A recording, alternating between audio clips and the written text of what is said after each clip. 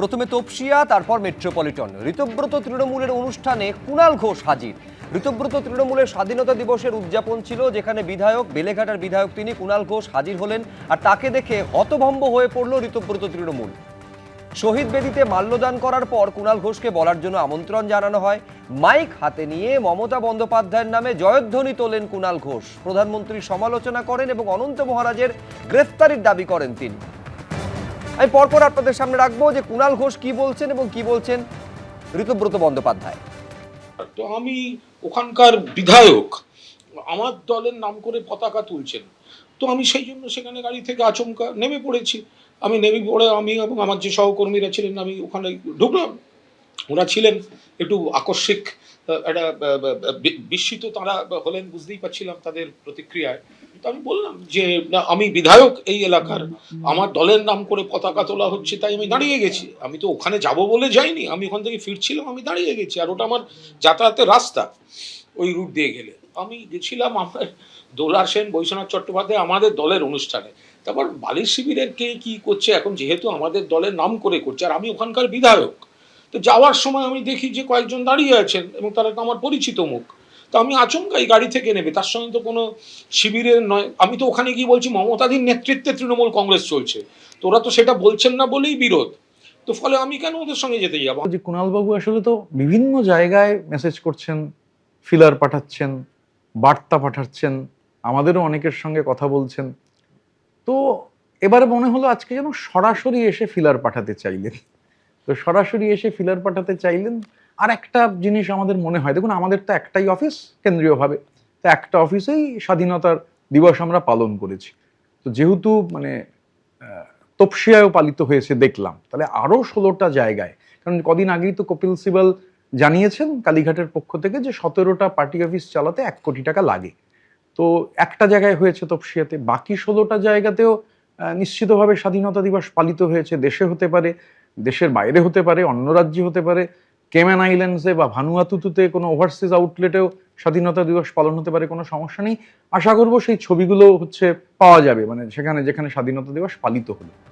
দেখুন বিষয়টা কিরকম, যে ঋতব্রত তৃণমূলের কর্মসূচিতে গিয়ে, মানে তাদের কর্মসূচিতে গিয়ে তাদের হাত থেকে ফুল নিয়ে শহীদদের শ্রদ্ধা জানিয়ে তাদের মাইকে তাদেরকে সামনে দাঁড় করিয়ে মমতা বন্দ্যোপাধ্যায়ের নামে জয়ধ্বনি দিলেন কুণাল ঘোষ এবং বিজেপিকে অনন্ত আক্রমণ করলেন তিনি। প্রদীপদার কি মনে হচ্ছে, মানে এটা কি আচমকা হয়ে যাওয়া কোনো ঘটনাক্রম নাকি অত্যন্ত সুপরিকল্পিত কৌশল?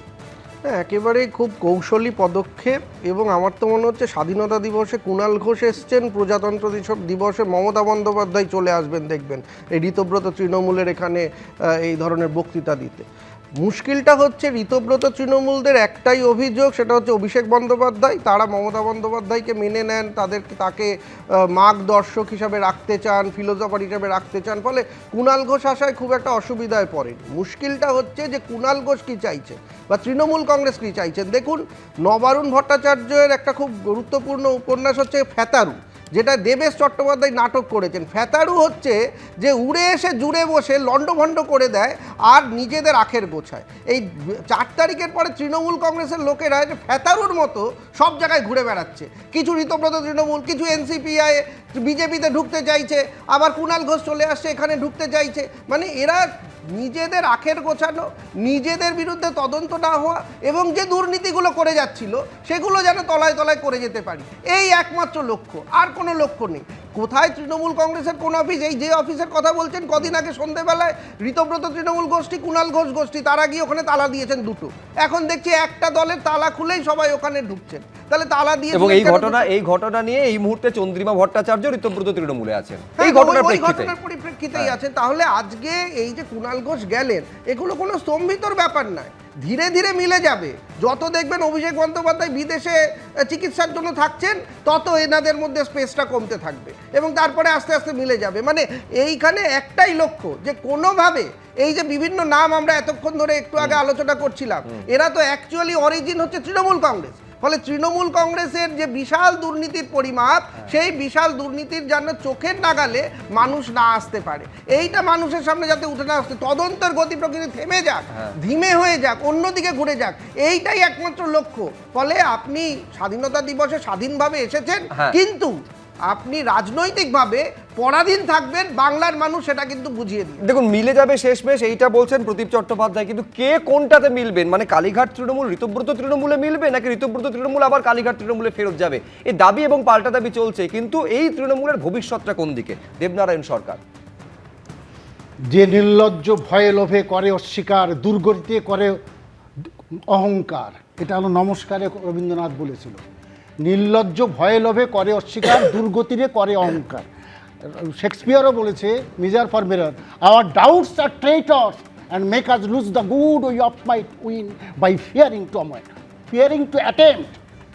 আমাদের সন্দেহ হলো বিশ্বাসঘাতকতা, যে বিশ্বাসঘাতকের জন্য আমরা সাহস করে এগোতে পারি না, জয় করতে গিয়ে আমরা পরাজিত হই।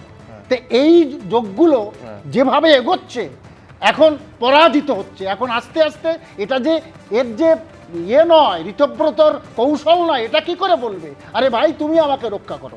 আমি তো বলবো কুণাল ঠিকই করেছে। কুণালের যে জেদটা সেখানে পরিষ্কার বলেছে, আমরা একেবারে মমতা তৃণমূল, এবং পরিষ্কার আজকের দিনে পরিষ্কার অনন্ত মহারাজকে পর্যন্ত ধরেছে। কই, ওরা তো একটাও বলছে না, বিজেপির মতো কথা বলছে। সুতরাং আজকে যে ভয়ে লোভে করে অস্বীকার, যে নির্লজ্জ, আজকে নির্লজ্জ সুর করে বেশ। এবিপি আনন্দ, এগিয়ে থাকে, এগিয়ে রাখে।